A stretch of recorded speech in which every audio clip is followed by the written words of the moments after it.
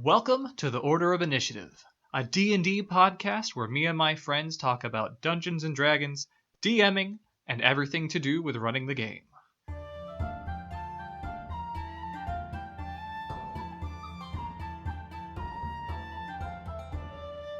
Today, we're talking about character death. But before we do that, we're going to roll initiative to see who goes first. And before that, actually, I should probably introduce our people because I'm very good and very professional at this. I'm Charles, and today with me I've got Karma. Hello. And Willis. Hello. Alright, now we roll initiative. 9. 4. 16. Oh shit, dog. I'm a grandmother. Okay. Take it away, Karma. Character death. So I actually was doing some just stream of consciousness with this before. Character death, I feel like, is a very, very difficult subject to broach because, once you've been playing a long time, you get really, really attached to your characters and you don't want them to die, but if you're me, you just want them to endlessly suffer. However, I think character death is also a frustrating topic because I've had one character die and it was a terrible experience, but how I, as a DM, haven't had the chance to do a full character death. We've had characters roll death saves and stuff. How do you guys handle a character death? Do you go real into it, or do you just they died, that's it? I think I agree with what you said. Character death is kind of a really difficult and interesting thing to work around. My preference, first of all, is to avoid it more or less at all costs, because I feel at least in the games I run, which are very roleplay heavy and very character focused and very designed for the characters being brought to me, to just kill them off can often feel like a waste of time and investment.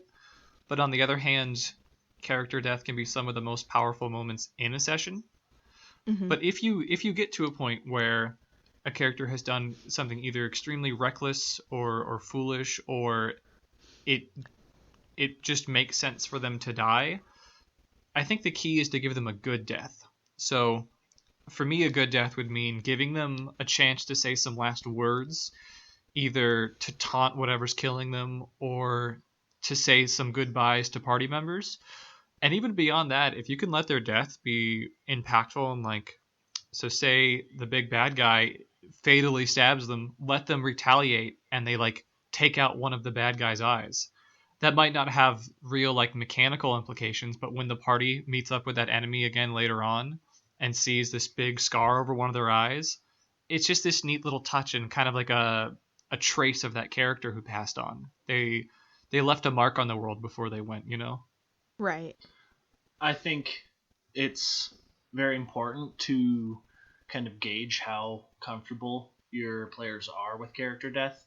I like to ask my players, and I've not actually had a character death yet, and I think a lot of that is owed to the fact that in kind of my major group, I asked, I was oh, how do you guys feel about character death? And they were all kind of resolutely I do not want my character to die. It would be something I'm supremely uncomfortable with. Oh, wow. And so I had to kind of find other ways to put stakes into it that weren't the character's life hanging in the balance. And I know a lot of people feel that's kind of lame. You do stupid things, you should die. But it was kind of a balancing act with it. I had to kind of get creative.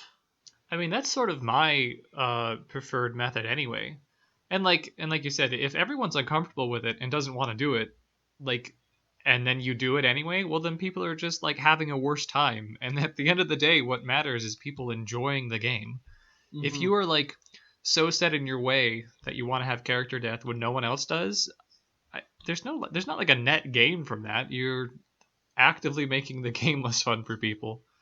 But alternatives to death, I feel like can be more interesting. I had a game where this was the very, very first session. Um, I think I may have talked about this on the podcast before, so I'll keep it brief. There was a fungus overtaking the world, and a character slept on a beach that they knew was in threat of this fungus arriving on it. They spent the whole night there. So when morning came, I feel like I would have been justified in saying, like, yeah, it totally took over your body and you're dead and you're gone. But instead, I had the party arrive just in time to see that it was, like, creeping over one of his legs. Mm-hmm. This was partially because it's the very first session, and it would have felt kind of shitty to just kill off their character right away. But it created a cool moment because then they had to do some skill checks. They amputated the leg, and there were natural ones involved. So, like, the fungus had only grown up to, like, just under the knee, and then someone rolled a nat 1 to try to sever it, and they just smashed his kneecap, which was totally fine. But eventually they managed to hack the leg off, and for the rest of that campaign, that character had a peg leg. And I feel like that's so much more interesting than just like, okay, you died first session, make a new character. Yeah, I Right. think death, or at least maybe not even death, but like dropping to 0 hit points should be used as kind of like the first rule of improv. You go yes and instead of like, okay, well, you're dead now. Sorry. Yeah. You say like, oh, well, they've knocked you out and now they're dragging you away. Like, Yeah. One of my favorite moments in relation to character death is in the one campaign event. I've been in it for 3 years. I talked about it in the previous podcast I was in, but my DM rules it as once you drop to 0 hit points and you're on death saves, healing magic, like if you use like healing word or something, doesn't immediately bring you up and like you're standing up and stuff. You still have to use like skill checks and tools to like, I guess revitalize is the word I'm looking for, the person. So we had a character who fell from a high spot, broke her leg, and then after she broke her leg, dropped to 0 hit points. So even though we were able to like almost completely stabilize her, we still had to use like what skill checks and tools we had available to heal her leg. And I think that's nifty too, is like if you have a character that's either about to die or you're able to bring them back, is like they have to live with permanent effects from that too. Like you were on death's door. Like that's not gonna you're not gonna come out unscathed. No, I like that. I like Mhm. having like permanent injuries sort of sustained. I think I may have taken this from like the Fable games. There was a mechanic I really like in that game that when you die, the game still goes on. It's not like a permadeath, but your character from that point has a new scar somewhere on their body that reflects that like death, so to speak. So I much more like the idea of like permanent injury, maybe not permanent, but like, a loss of a limb or a big scar somewhere on them to sort of represent this like near death experience. You can, beyond injuries, I think it could be fun to do things like, if you're fighting this big orc chieftain and he takes your fighter down to 0 health, he breaks the character's sword in half. Yes. And that's like a physical and emotional defeat. And then maybe, if the whole party gets taken out, they get thrown in prison or something. But it's still a fun and memorable defeat to have your signature weapon broken before you are completely and utterly defeated. Yes. I am a big fan of breaking my players down to their most basic emotional form before ruining their lives. But that's just me. Something that I wanted to ask you guys about was how do you guys feel about I guess specifically 5E's system for death saves and things like that? Because personally I never found it quite fitting for a lot of situations. The system of 3 deaths or 3 fails and you're dead and 3 successes and you're stabilized. Yeah, and like healing, you come right back up. Just like the way that the system handles death. I've tweaked it a tiny bit. So the way I do it, when a character hits 0 and is making the death saves, I have them roll them in secret. Because the thing I don't like about it is if your fighter goes down and then rolls a nat 20, everyone at the table knows like, oh, okay, so they've got 2 stabilizations, whatever. I'm not too worried about it. I don't feel like you should be able to metagame knowledge about how well the person who's bleeding out is doing. So rolling them in secret and having them tell only me, I think creates a sort of air of like, oh fuck, they could be dead already. Right. If I've haven't had the need to do it, but if a character fully stabilizes or is fully dead, I keep calling for the rolls so that no one at the table knows what's going on. I much prefer that unknown panic to set in with the rest of the party. I feel like there's not enough drama and pizzazz with death in general. Yes, I know what I said. There's not enough drama and pizzazz with death and death saves. So one of the things that I like to do is when a character drops to 0 hit points, and I actually only recently thought of this, so like good on me, pat on the shoulder, but is instead of just like, oh, you make a death save, I give like other players a chance to, do you want to assist with this death save? So like if we have cleric, for instance, that has a healer's kit, if they want to roll the healer's kit, depending on what they get, I can add on a certain amount of numbers to that death save, like a d20 plus X, to help with that death save. So they're more likely to pass it. Does a healer's kit not already stabilize people? I believe it does. Am I thinking of it wrong? No, you might be right, but like... But that's just an example. Like, it was just the example. I used healer's kit as the... Yeah. So like, or if my players get creative, because my group does not have a cleric or a designated healer at all, I let them get creative. Like, oh, I rip off a piece of my clothing and we're gonna like, or we're gonna jerry-rig stopping the bleeding, or we're gonna cauterize the wound. Something of the nature. I like that. Mm-hmm. I think, all of us are kind of in agreement that death is not always like your go-to. That being said, for me, I will kill off my players if they're being monumentally stupid.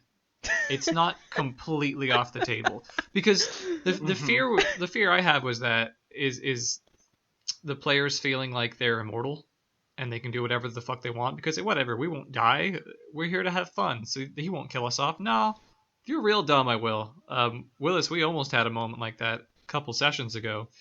And during the Hag arc, when you guys were fighting the Red Daughter and her animated treehouse, there was a moment where like, and this was the third big fight you guys had in a row. So you guys were totally tapped, and this fight went south real quick. And so 4 out of 5 of the party was like, all right, we're getting the fuck out of here. But one party member, Vigordir, the Goliath, held his ground and was going to just fight the fight.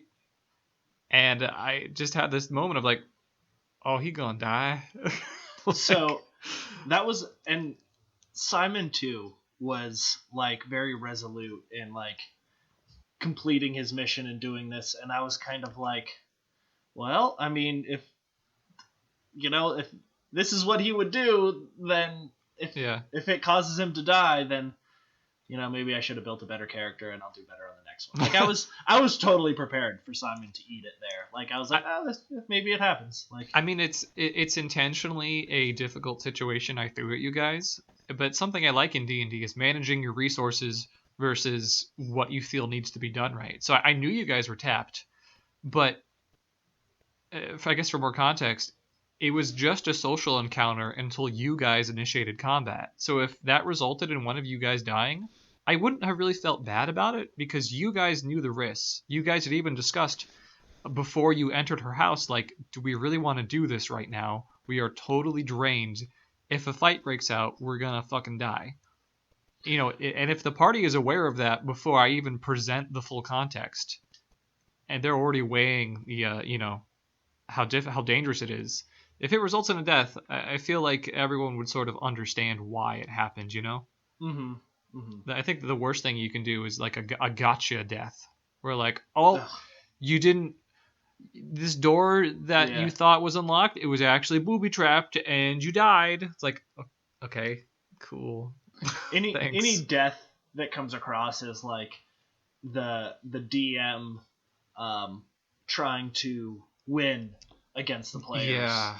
it's always sour and it leaves a bad taste. One of the things I cannot stand is DMs that go into DMing and they're like, my campaign's so difficult, you're all gonna die. Like, I'm sorry. Ugh. If you want your players to fail, I don't classify you as a good DM. Like, Yeah. I want my players to struggle. I want them to suffer. I don't want them to die. I want them to emerge victorious, and I want them to be emotionally scarred, tortured champions. With maybe a loss of limb here along the way somewhere, you know. I see that mindset from DMs a lot. I think sometimes people are playing it up for like the meme, you know, and I'll do that with my own party. Like constantly in our party's group chat, I think it's just a fun thing to do is you make jokes about killing them and you kind of like send gifs of Dr. Evil laughing and you gotta play it up. But I'm not trying to kill them. I want them more than anything. I want them to succeed. It's kind of where the difficulty of a DM comes in. Like you want to make it feel like they have a very slim chance of succeeding, but you want them to succeed because that's where the fun of D&D is this seizing victory from the jaws of defeat, you know? Yeah, and what I was going to say is that the only time I could find that excusable or that kind of attitude excusable is when you use it to like build your players up to make them feel like they succeeded that much more against that red dragon that you totally doctored the stat block so that it didn't murder them. Yeah, like succeeding despite the odds, right? There's been a lot of times where after a big old fight, I hear everyone in the party go, "Oh my god, I thought we were dead for sure." And that honestly is like ideal for me. That is the exact section on the knob of difficulty that I want to hit. I want you guys to feel like, holy shit, that was a close one. Not like 100% of the time, but not fighting a group of goblins. Yeah, for the bigger like boss fights, I definitely want to hit that sweet spot of, oh boy, we could have died there. Yeah, like that final encounter with the hags where literally the entire fight hinged on that one nat 20 that brought I forget who it was back to full, and then it was just like a landslide of healing and we came back from it, but that was a pretty intense fight. I really thought we were going to lose that one. That admittedly might be an indication I made it too hard, but at the same time it's a fun thing to look back on and pinpoint the exact die roll that saved the entire campaign. I think that one came down to because we were at full resources, and by all rights, I think we should have done a lot better. And I think what happened was some of us like just went down so fast because of crit rolls that it was like there was no chance to like heal those characters. Yeah, the dice on my end were pretty rough that evening. Something I want to pick your guys' brains on though is how would you feel if one of your players came to you and said, "I'm not really feeling my character. Can we kill them off?" You go ahead. I recently had to deal with this within the last couple months or so. I had a player in my campaign who, due to life and stuff, she had to slip from the campaign regardless, but she came to me and she's like, she was playing a Triton. He was great, loved him. She's like, I'm not feeling him. I don't think he meshes well with the party. She's like, can we just kill him off? And I said, that's not really my style. Like, I don't like just killing off characters because I, as a person, put so much work and so much effort into each particular character that if they were just killed, there's gonna be an impact in the world. Like, something's gonna happen. So I don't like just the concept of killing them off, but I offer the alternative of we can send your character off to do X, Y, and Z, and you relinquish them to me, and they become an NPC, if they're okay with that. And she was okay with that. She's like, yeah, that's fine. But now she just approached me, and she's like, I miss this character. Do you think, like, if I'd be let back in the campaign, can I play him again? Like, if I had killed him off, she wouldn't have that opportunity. So I feel like blatantly just going, if it's a really big meme character that serves no other purpose other than to just make poop jokes, then yeah, sure, I'll kill it off, but otherwise it's not really my style. I'm not really a big fan of just killing off characters for the sake of killing them off because somebody doesn't like them. Yeah.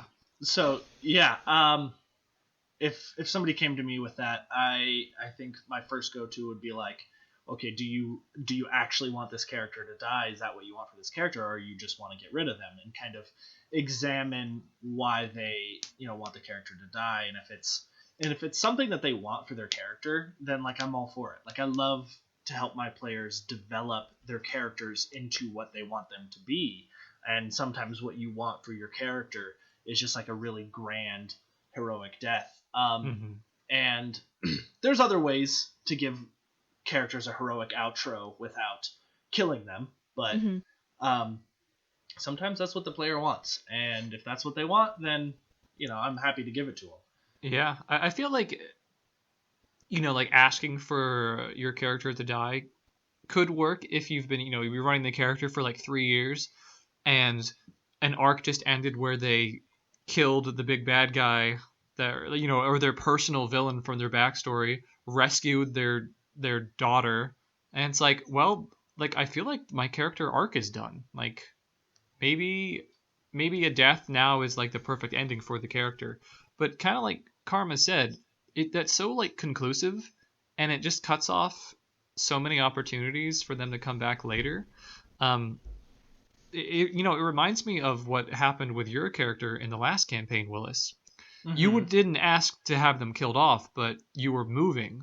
So we just knew that your time at the game was going to come to an end. So instead of killing you off, I worked your exit into the plot. There was a character you guys had to rescue who had lost their magic due to ritual. And they needed this specific character because only he knew how to return a dragon ally back to their true strength, right? So, and I didn't like discuss this with you, but no. You totally picked up on the fact that like, oh, I'm leaving this session and this character has lost their magic and we have the means to shuffle magic around. So you like kind of realized what I was putting on the table, and then your character said, I could give you my magic.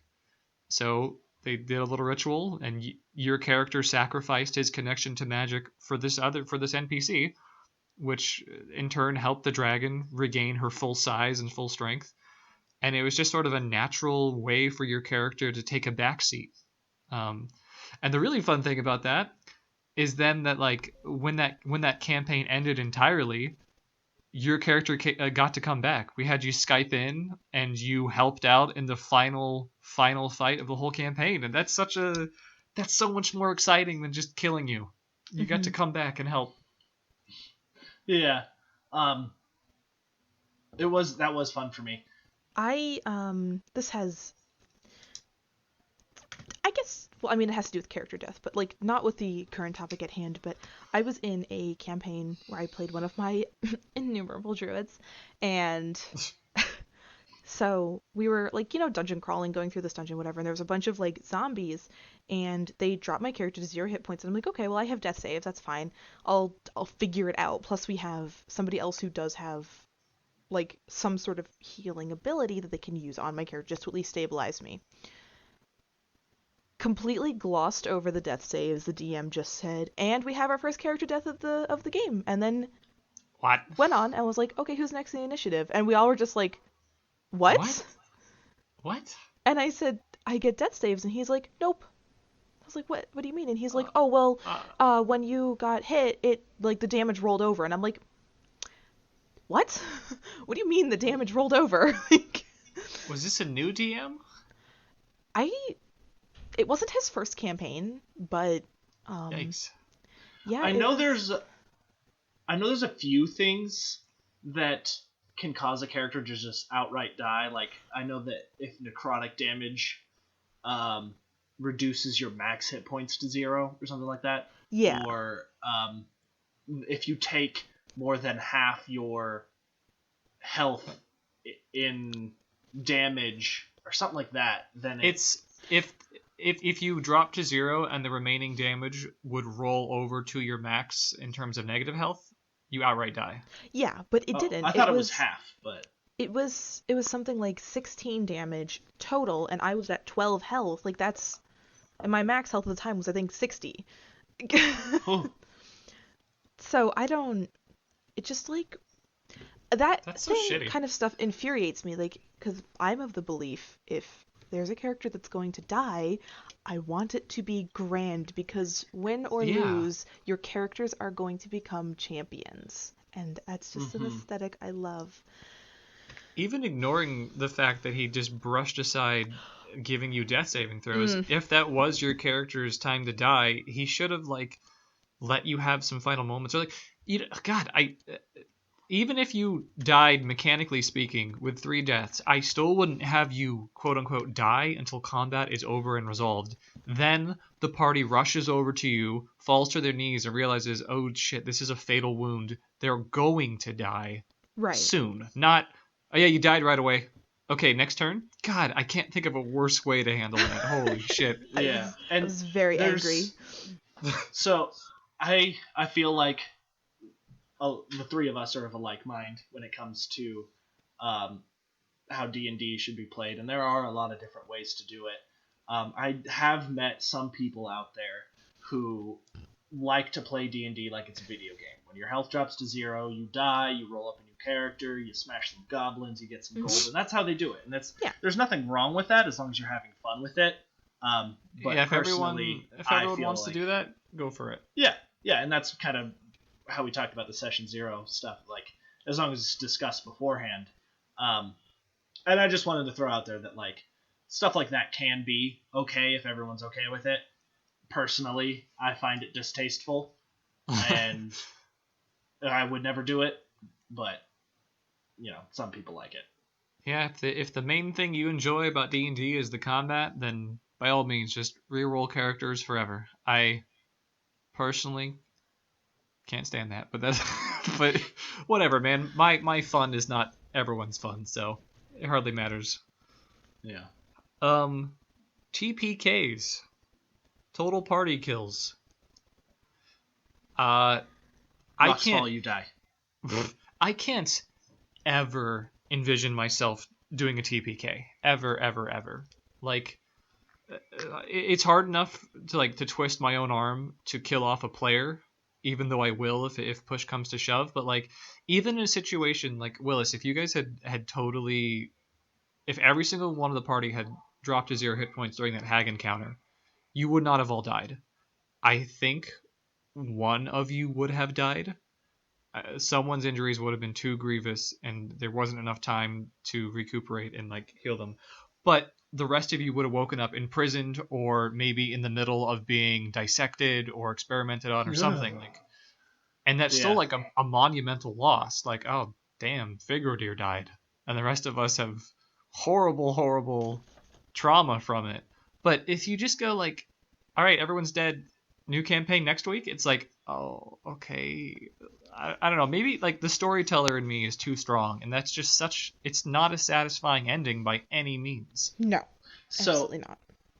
I had like kind of a similar encounter where it was like, I think level 1, this is like session 1 or 2 or something, like super early on, and they were fighting some goblins, and the goblins got some lucky rolls in it, ended up dropping 2 members of the party, and while those 2 members of the party were rolling death saves, the last guy ran off.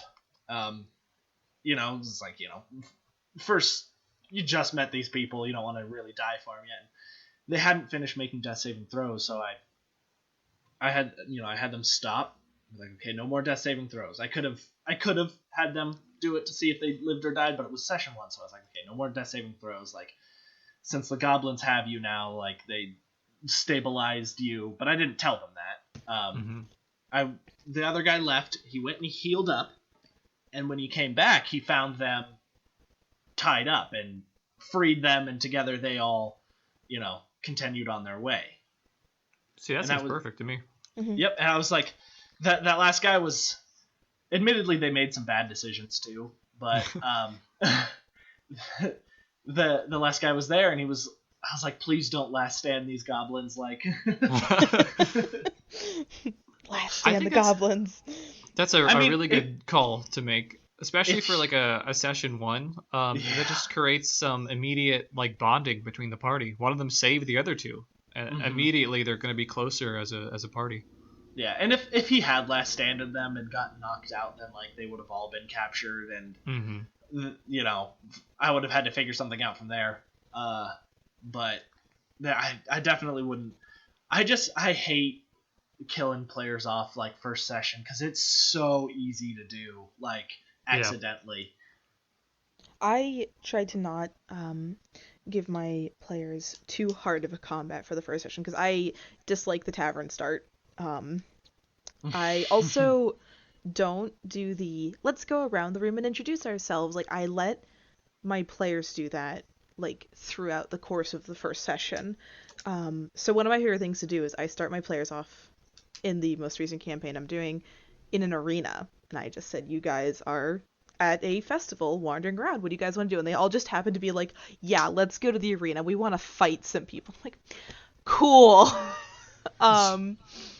Which proved to be bad because the one player one-shot another before he was able to do anything, but that's oh wow the other story. He was so mad at me, but the best of friends.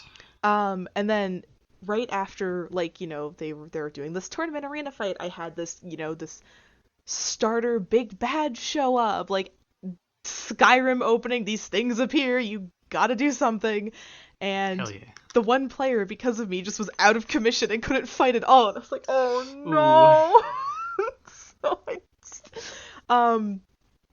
But it didn't even dawn on me that I could TPK them session 1. Like, the concept of TPKing already for me is wild.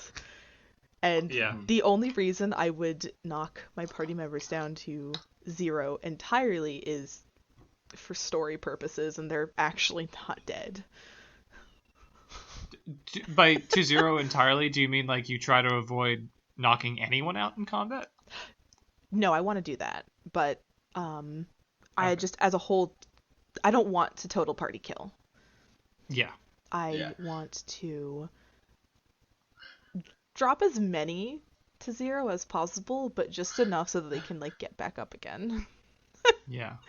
So that's the whole like dropping down to 0 and popping back up again, I feel is kind of I don't know, it feels a little weird where like, because I've been in several combats where a character is knocked down to 0 and then they're healed up again and then they're knocked down to 0 and then they're healed up again and so they're just like popping up and down like this kind of rabbit, and it feels kind of I don't know, like, I know what you mean, just unrealistic. A little weird. Yeah. It's just like a little weird. And I was gonna say, I was in a session where my druid Elamir knocked down to 0, and I had this whole dramatic thing where he like said his lover's name, he gets knocked down to 0, he was healed up again, and he was like more or less crawling away from the enemy, and the enemy just pummeled him back into the ground, and I was like, this is horrible. Yeah. How do you guys feel about if the bad guys were really smart? They wouldn't allow those death saves. They would finish off characters that are dangerous so that they can't pop back up like that with magic. Mm-hmm. That's something I was going to bring up. The sort of like the coup de grace, right? Mm-hmm. Go on. I was just about to ask, like, how do you guys balance that? How do you weigh it? I think what I would do is, like, I pretty much always would try to avoid it because, sure, like, tactically, it's in their best, the enemy's best interest to, every single person targets the wizard, every single person kicks the shit out of the wizard till they go down, and then every single person attacks the unconscious wizard to guarantee they die. Cool, and then they move on. Like, You could be super tactical about it, but that seems kind of shitty and almost metagamey in a way. I definitely play it more by ear, and like, if there are a bunch of gnolls are fighting the party and they take down the artificer, they're not all going to swarm the unconscious, non-threatening artificer. They're going to turn their attention to the next threatening thing, and usually they're not working as like a hive mind, right? They're individual things. They're going to protect themselves, attack the things that are attacking them. So I just go by like a enemy by enemy basis. All right, so who's the biggest threat to this enemy right now? Is it the wizard that just shot a firebolt that narrowly missed them? Yeah, probably, because no one else has even attacked them. So it definitely seems rude to like just start stabbing at unconscious party members to make sure you get the kill. That being said, I would probably do it if it was an enemy who was like a deep, deep personal enemy of the party or even the specific character that's gone down. Like there's a difference between like self-preservation to win a battle versus I am going to murder you. My goal here is to kill you and you specifically. Then I feel like the motivations make a lot more sense. I have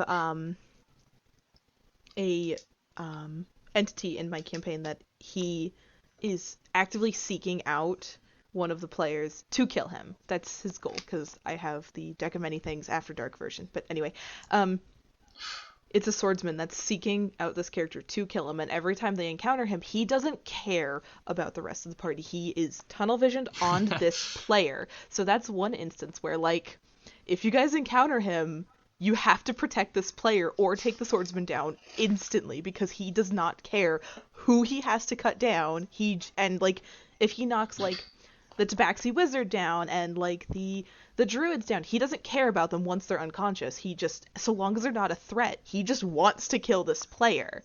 So I actually really like that. That's a whole new dynamic to a fight. Yeah. When you know they're only going to target one party member, then it's more about like protecting him. That's really, I like that. There's something else I wanted to bring up in terms of character death, but I don't remember what it was. Did it have something to do with insulting a adult red dragon? I actually think it did. Awfully specific. Yeah, just that's one of those instances that's like, it always comes to mind when you talk about players doing like stupid things. Is like when you throw a red dragon at your players when they're like way before they're able to actually take care of an adult dragon, which is, I feel like, happens all the time because it's a really interesting thing. When players encounter something that's just so far out of their league that they have to find another way other than fighting it out of to get past it or defeat it or whatever. Mm-hmm. And I always hear about the guy who's playing like a real strong-headed, cocksure, arrogant, whatever, and just he calls the red dragon a big stupid lizard to their face or whatever. I was just about to say, God, I hope Boris never meets a dragon. Yeah, creatures that are very prideful and would definitely not take that lying down. Like, that sort of situation is at what point do you feel it's justified to punish a character with death for a foolhardy action? And maybe punish is not the right word, but maybe teach. Yeah. Good question. Certainly not like right off the bat, right? So I'd never do a situation like where they insult the dragon. It's like, all right, he breathes fire on you. How much damage? Yeah, you die. Moving on. It definitely like, so if you piss it off enough, okay, now combat started. And then there's an ebb and flow to it, right? And there's a lot more time to like weigh your decisions and even like future decisions. Like, oh, this is going really poorly. We're probably going to die. Maybe we should bail. And if they don't, like it's going real bad and they don't bail and then they die, it's like, well, you had the chance to weigh your options. I like to tell my players, and this is something I learned from a previous campaign, and it's that if you can try and talk your way out of a fight because you don't know how strong the enemy is. And oftentimes, if you talk your way out of a fight, you avoid A, needless combat, potential character deaths, and you might have just gained an ally. You don't know. Yeah. Mm-hmm. I try to avoid throwing situations at my players where they may end up fighting something that's so far out of their league. Like, anytime I would prepare something like that where they could be facing something that's just monumentally stronger than them, I like to put a backdoor in, Yes. something that would garner the dragon's attention before they, before it kills the players or something that can give them a way out. Yeah. Something, an alternative to just like, well, this is coming to blows.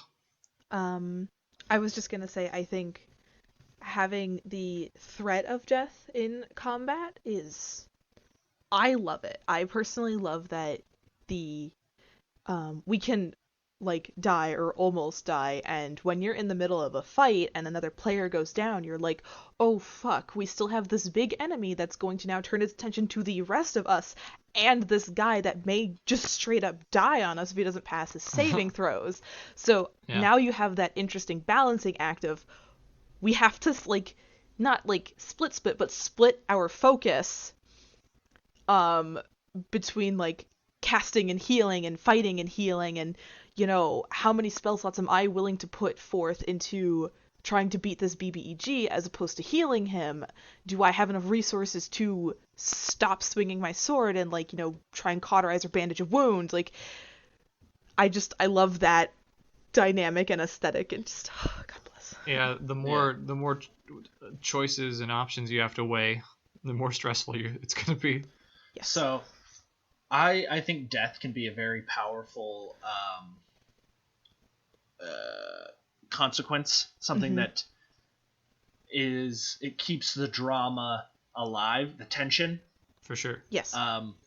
It's something though that like I as a player am not like, it doesn't get me as tense as some other motivations. Like I'm never really afraid for my character to die. I think partly because I've trusted most of my DMs with that, how to handle that death.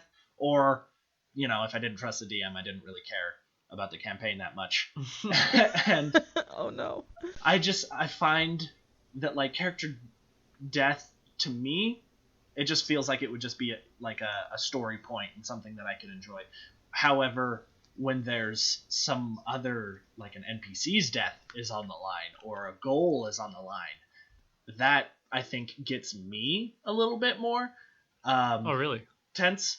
Like there was that time you had what was his name? Was it Rykar? Yeah. The captain of the ship had a gun to Rykar's head, and I was like, oh, like now this is serious. Like, because I knew that character could go very easily, and I was just like, so like, what do we do? And for context, like you guys had a ship, needed to hire a crew, and I gave you guys options for like, do you want to hire like really expensive experienced sailors, somewhere in between, or kind of like shady, really cheap, basically pirates?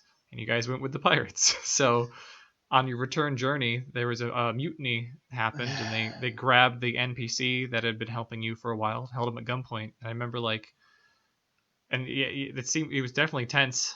And one of the party members was like, took a shot and missed. They missed their attack roll against the captain, and he just kind of like smirked and then pulled the trigger. Yeah, and that's a moment where like I think it's fair to throw aside attack rolls and damage and all that. Like technically, yeah, a gun does like what, 1d8, 1d6 damage. Mm-hmm. But it's weird and dumb. So yeah, that NPC died because he took a bullet point blank to the head. Yeah, and that was totally justified in a great, powerful moment. And I just like, I remember being like, I almost felt like there was almost that like the decision was that other character's because he took the shot kind of without consulting the rest of us. Yeah. But it's, it was, in the end, it was a story point, and it led to some really cool role playing later on that I really enjoyed. It did. Like, that character was a tiefling, and one of the members of the party infamously hated tieflings, but that character's death did a lot to, like, help him reevaluate those bigoted feelings he had. Mm-hmm. And to the point where eventually, one of the final scenes of the whole campaign was, I guess it wasn't the final, but towards the end of the campaign, at this character's funeral, the character that had hated tieflings said a prayer for him and planted a seed within the grave and, said a prayer for it. It just created some interesting role play, like you said, and character growth. I think, like, I'm really glad that all you guys liked the moment, because I've heard that from a couple players. I think that the danger there is, like, just making an NPC that people actually give a shit about. I don't think I could always pull that off, Mm-hmm. They're only gonna care as much as they actually like an NPC. We have in one of my campaigns, the one that I've been in for 3 years now, there was an NPC who we met very early on. His name is Victor. He was one of the only people to use guns in the whole campaign. He just this really, really cool character that we instantly took a liking to. He was kind of like this hidden friend that would help us out along the way. He would show us like shortcuts and secret passages to help us out, like with different things. And we found out, like, we weren't even there for it. We just came across his dead body in the woods. Oh, wow. And all of us were like, what? Oh my god. I think 3 of us were actually crying. But it just, one of the players took his signature hat, the other one took his weapon. We buried the body. We said a prayer for him. My character, like, carved into the tree. We buried him under. Like, it just was this whole big thing. And every so often in character, we'll bring this character up. We'll be like, he helped us do this. He helped us do that. Like, it just, like, I think it makes it interesting now because we know the person who killed him. So now we're like, we have another reason to go after this person. We have another reason to want to get vengeance on him and another reason to stop him and, like, all of the things he's working towards and against. So it's just, I think it's interesting and a very, very good dynamic to have an NPC that the characters like, and either put them in danger or have them die. Yeah. I think with how much all 3 of us kind of want to avoid PC death if possible, but you still want to have that threat of death, right? So an NPC dying obviously sort of still has that threat of death lingering over the campaign in general. Yes. It's interesting. Yeah. I meant to bring it up before when, Willis, you were talking about how, like, you don't ever really want to have your characters die. I wouldn't really mind if mine do, the ones I'm playing. Mostly because, like Karma, I'm here to make everyone suffer. And my goal is to make other people cry. Yes. Hold on. Correct. Hold on, I need to clarify real quick. You were saying that, like, I don't want my characters that I am playing to die? Didn't you say something to that effect? If I did, I didn't mean to. I think maybe you said something more like you get an emotional gut punch from NPCs dying rather than your own. Yeah, like okay, yeah. So in the context of that, I've mentioned my character Locke before, who's in a campaign with Karma. I am, like, fully prepared for him to die. I don't want him to. I love playing this character, and there's so much more room for him to grow and change and evolve. But if he does, I know it's going to be, like, a big moment in the campaign. I know it's going to, like, I don't want to toot my own horn, but, like, I feel like it would be one of, like, the defining moments of the campaign if he dies. Like, he's kind of the de facto leader of the group. he's involved in a love triangle in the group. Whatever, maybe it's not tooting my horn to say that the party would not be the same ever again if he died. Which isn't to say they wouldn't move on eventually, and I'm sure I'd join as a new character, but like that would be a huge moment, and I'm here for big moments. Yeah, and that's why my own character's death doesn't particularly hold a whole lot of like tension for me. Like the threat of my character dying doesn't put me on the edge of my seat as much, because I know that it would be like a fun moment. Like okay. Yeah. You're not gonna go home and like punch your drywall and oh, I will. Yeah. Be really mad.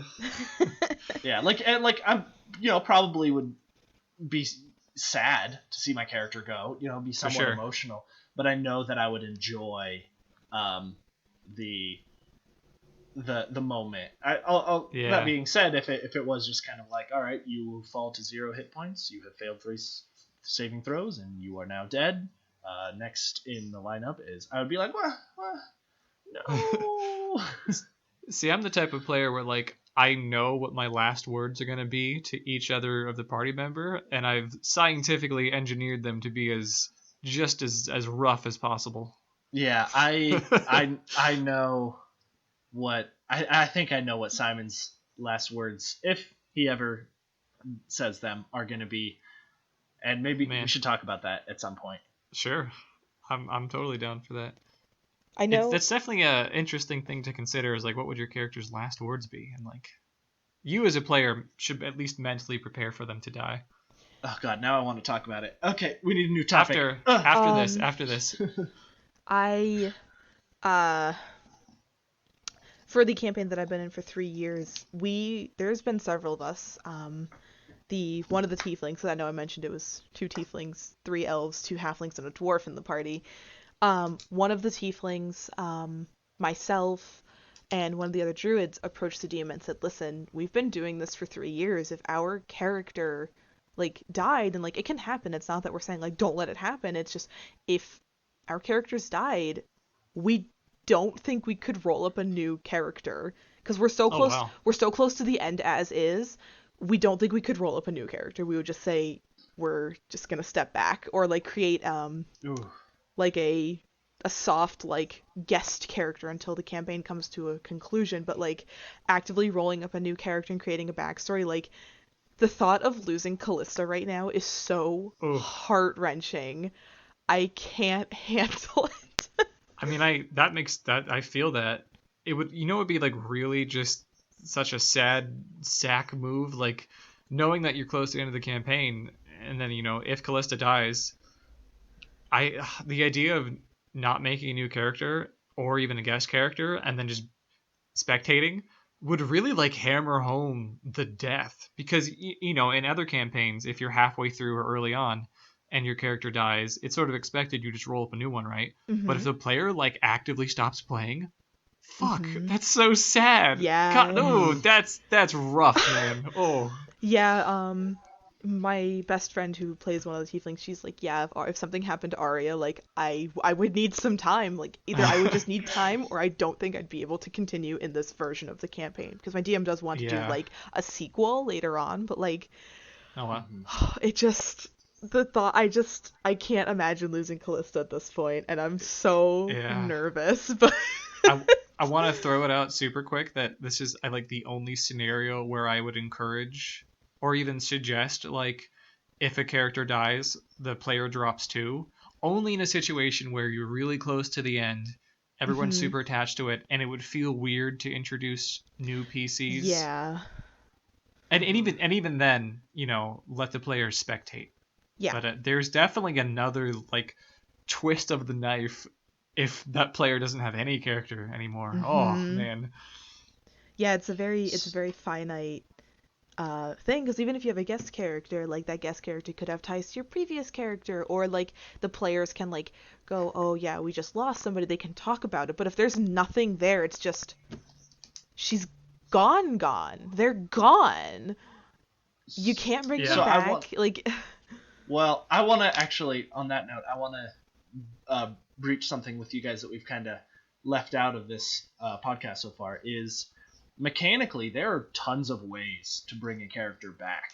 How do you guys feel about those resurrections?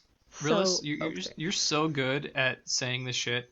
Like I have like the next thing I plan to say. It's literally the next thing I was gonna bring up. Go ahead, Karma. In that campaign that I was just talking about, my DM does not allow resurrection magic. Ooh. Just straight up does not allow it. I, as a DM, it's extremely restricted due to the way I have my magic system working, and the way like the magic ley lines and the energies flow within the world and all the realms. So like resurrection magic does exist. It's extremely hard to come by. So like I don't allow like true resurrection. There's one other that I don't allow, and I can't think of it off the cuff, but it's most reincarnation. Maybe. But most DMs that I've encountered, they're like, oh yeah, no, if you have like Revivify or like Spare the Dying or something, like whatever you want to use, go ahead and use it. And I'm like, cool, great. But I don't know, the thought of not allowing your players that option is, I like it personally. I think that's really like, almost like, once you're gone, you're gone. That's it. So I think that's the weight that death should have, right? Mm-hmm. Like, if people can come back willy-nilly, and it's not, like we said, it's not super easy. Most, like, resurrection spells are high level or cost a lot, or both. Mm-hmm. But at the same time, like, I think about campaign 1 of Critical Role. Spoilers, whatever. It's an old campaign. The goldfish scene where Keyleth falls off. It's a great moment, but there's a line from that sticks with me where at the end of it, Matt goes, "Now officially every member of Vox Machina has died," and that just makes me go like, okay, death doesn't have a whole lot of weight anymore, does it? We've all died. Like, what's the point of death? Yeah, and I get that it's to like, hey, sorry, I'm almost done. There's a lot of I mean, there's definitely reasons for it to come back, but I feel like once every single person in the party has come back from death, you're getting into like supernatural territory. Supernatural, the show where Sam and Dean have each died like a dozen times, and like the next time they die, who's gonna care? They'll just come back. Yeah. Mm-hmm. So, I love the sacrifice of a character. Like a character dies and sacrifices themselves to like push, the plot forward or save somebody else or something like that. And I feel like that sacrifice is less important if the character can come back. However, I do also feel that like saying resurrection is off the table completely it's a little limiting for me, because I like to run it where resurrection is very, very hard to come by, and it never comes without a cost. Yes. So like if the characters want to bring back a character, and I'm talking like maybe 1 or 2 resurrections per campaign. Like it shouldn't happen more than that in my opinion, but to do it, they have to sacrifice either something that they have fought really hard to get to, or they should have to make a really difficult moral decision. Yes. I like that. I'm a big fan of that, and the conclusion I came to with like resurrection and why I wasn't going to allow it at all, but the conclusion I came to was I was actually playing Don't Starve together, and if you've ever played that game, when you die, you turn into a ghost, which lowers the sanity of everyone else around you. So you have to find these things called touchstones, and you haunt them, and they crack, and they bring you back to life. So once you've used it, you can't use it again. I don't have touchstones in my world, but I liked the concept of there is something to bring you back. You just have to look for it, and you oftentimes have to do it alone. So one of the things that does have resurrection in it is I have a specific race of people that are soul healers, where they take fragmented souls and they like knit them back together and they return them back into the energy of the world. However, they also do have the capabilities of bringing people back. However, it's often at the cost of, like, sometimes all of their memories, what magic they had originally. Ooh. It's like it's a dice roll. They can't control what is exchanged for it. Sometimes they can't get their own bodies back, so the soul just attaches to whatever body is available. So that's one of the things I have in place. But to get to that, it's extremely difficult to get to, and even if they get there, there's no guarantee this person of this race will say, "Yeah, I'll help you." No, yeah, I'm thinking about this stuff more than I have before. I think I am probably gonna like cut out a lot of resurrection spells. I love the idea of like it being such a strange thing that they lose some, if not all, of their memories. Mm-hmm. Like, yeah, you resurrected this guy, but he doesn't remember the party anymore. That's really interesting. Mm-hmm. Mm-hmm. Like even in any case, I feel like if you're doing a resurrection, it should be like an arc for the rest of the party. Like at least like a handful of sessions dedicated to performing it. Right. Yeah, it shouldn't come down to a spell. It should be a story. Yeah. Yes. Okay, I cast it. It's like, oh, dang. It takes, like, that's what I hated about it, was it takes the drama out of it. I love drama. Yeah. I love pizzazz. I love flair. And more importantly, I love story. So if you can give me a phenomenal story that's these guys, these 4 idiots carrying around their dead friend, trying to get him to come back to life, like, I would sit down and read that book. Not for nothing. I think when it comes down to it, death should be more than a mild inconvenience. It Yes. should be a huge moment. Mm-hmm. Mm-hmm. And again, there are people that prefer it a different way, but Sure. I mean, That's we're going not off us. we're going off the book by saying this. We're Mhm. officially in homebrew territory, boys. But you know, I don't think it's often that everyone on the podcast pretty much agrees, but I think we're all kind of in the same boat that death should be done very sparingly, but when it is, it's very difficult to undo. And it Yeah. hurts. I Mhm. want it to hurt. and it has an impact. Oh yeah, for sure. Well, I think that's an episode, unless there's any final thoughts. Rocks fall, you hell- die. If you're a DM Hell and you have to do player deaths, don't just gloss over it. Like, actually do something meaningful with it, because as a person who's been in that boat, it feels shitty. I was gonna say that DM ruling really hurt you, didn't you? Didn't it? I am still angry about it. Yeah. I'm not surprised, man. That's the worst ruling I've ever heard Ugh. of. Holy. And Jeez. we spent just last thing, but we spent like 15 minutes arguing with the DM, and he was like, "All right, well, I'll give you death saves," and I'm like, "Thank you," and I passed all of them, and I was like, Wow. "She's alive, and she gets up, and she shoots you in the face now with her bow." Shoots God. She shoots Thanks for God. letting me use the mechanics of the game, said the guy that just recommended taking out resurrection spells. Yeah. Okay. All right. Well, thanks for listening, everyone. If you want to check us out on Twitter, we're the Order Initiative on Twitter. There's a link at the tippity top, which will let you submit your own questions that we can answer on the show. We're going to be back next time talking about designing combat. And running it. Well, yeah. Designing and running combat. There's a lot of ways to do combat outside of just attacking each other back and forth until one side goes down. So, we'll see you next time for that. Thanks for listening, everyone. Bye-bye. Bye.